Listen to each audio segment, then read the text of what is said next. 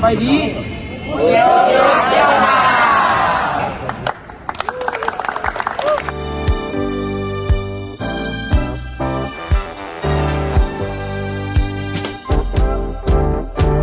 Halo semuanya, saya Ardelia. Jadi kali ini saya akan menjelaskan bagaimana kolonialisasi pertama mempengaruhi perdagangan internasional ketika bangsa Eropa datang ke wilayah Asia dan Afrika dengan tujuan mencari rempah-rempah, emas, dan bahan-bahan berharga lainnya. Jadi yang pertama, pada tahun 1511, bangsa Portugis datang ke Nusantara untuk mencari rempah-rempah melalui Selat Malaka, dan mereka juga memperkenalkan agama politik yang mempengaruhi struktur sosial dan politik serta menyebabkan perubahan jangka panjang pada warisan budaya lokal. Halo semuanya, nama saya Azalia Sena Delista. Hari ini saya akan menjelaskan tentang VOC. Monopoli rempah oleh VOC di Nusantara berujung pada eksploitasi sumber daya alam Indonesia. VOC membawa pengaruh budaya Eropa yang kuat ke Nusantara. Lalu VOC aktif terlibat campur tangan dalam politik lokal dengan cara mendukung atau dengan menumbangkan penguasa lokal sesuai dengan kepentingan dagangnya.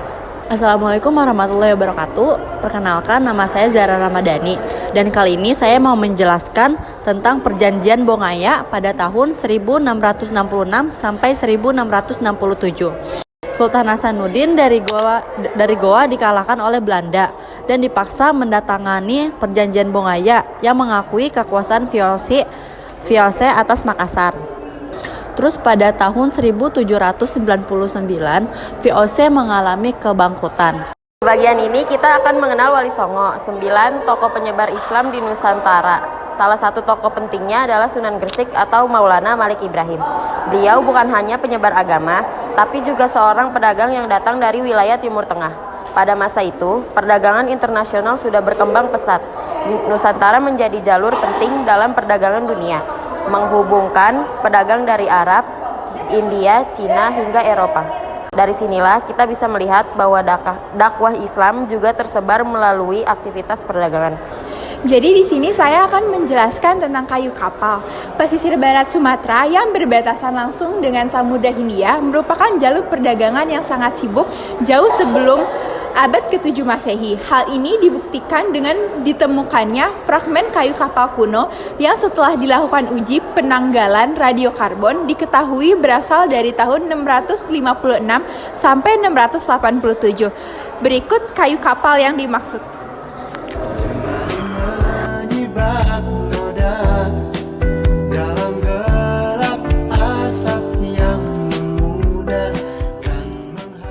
Mata uang Nica.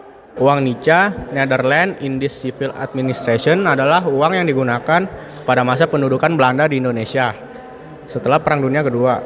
Yang unik dari uang ini adalah jika uang tersebut digunting, khususnya bagian kiri, potongan kirinya masih bisa digunakan sebagai pembayaran alat yang sah, tetapi nilainya menjadi setengah dari nilai semula. Ini semacam sistem untuk mengelola uang saat kondisi sosial politik sedang tidak stabil.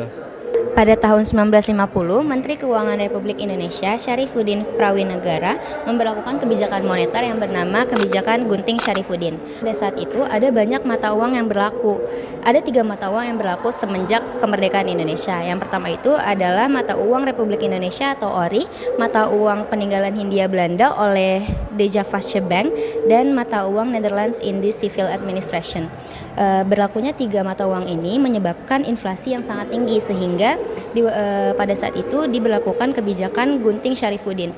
Kebijakan ini disebut sebagai kebijakan gunting karena kebijakan ini mengharuskan masyarakat untuk memotong sebagian dari mata uangnya secara fisik sehingga bagian kiri uang tersebut dapat digunakan sebagai alat transaksi yang sah. Uang Nijini adalah uang mata uang gulden yang diterbitkan Belanda untuk digunakan di Papua Nugini Belanda yang sekarang berubah menjadi Papua pada tahun 1950 sampai 1962.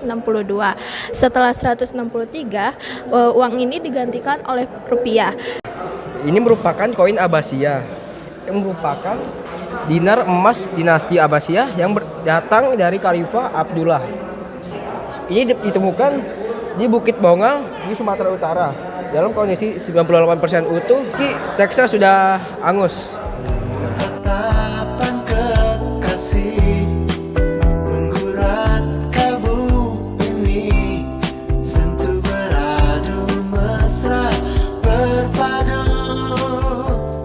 Kapal pinisi adalah kapal tradisional yang dibuat oleh suku Bugis dan masyarakat Makassar sejak abad 14 hingga sekarang. Kapal pinisi menjadi alat utama dalam jalur perdagangan rempah-rempah di Indonesia.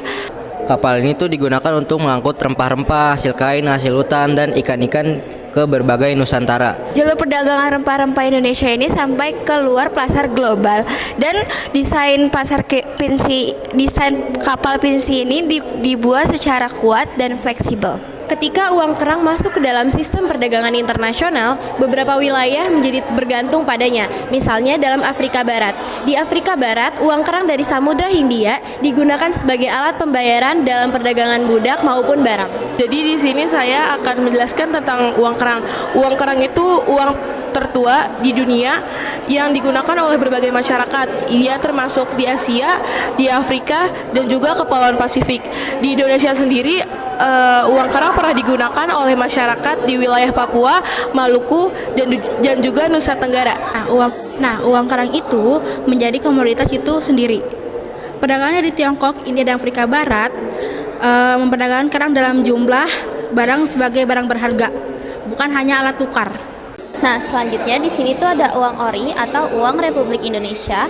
Di sini ada uang seri atau seri 1 sen, lalu ada uang seri 1 rupiah dan uang seri kebudayaan. Uang ori ini tuh menunjukkan bahwa Republik Indonesia berusaha mengontrol sistem ekonominya sendiri. Termasuk dalam hubungan dagang luar negeri lepas dari pengaruh Belanda dan Jepang, karena pada awal kemerdekaan Indonesia belum sepenuhnya diakui oleh dunia. Transaksi luar negeri lebih banyak menggunakan valuta asing seperti dolar AS atau gulden Belanda.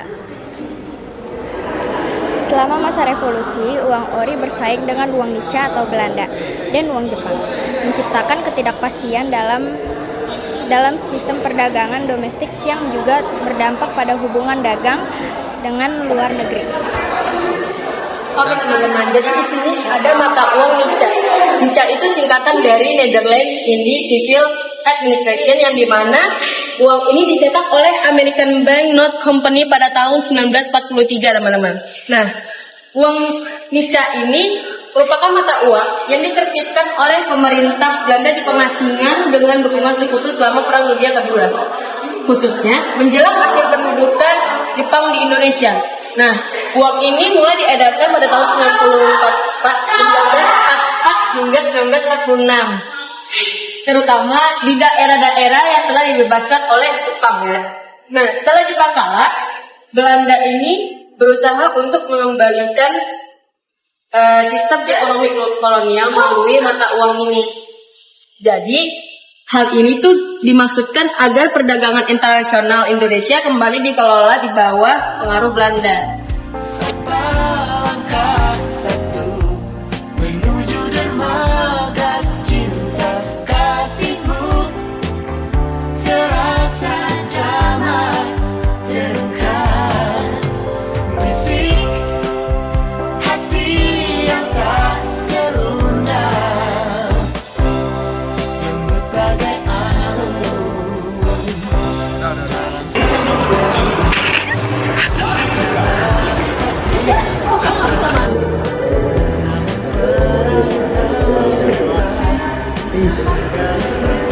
Patung purba keluar deh.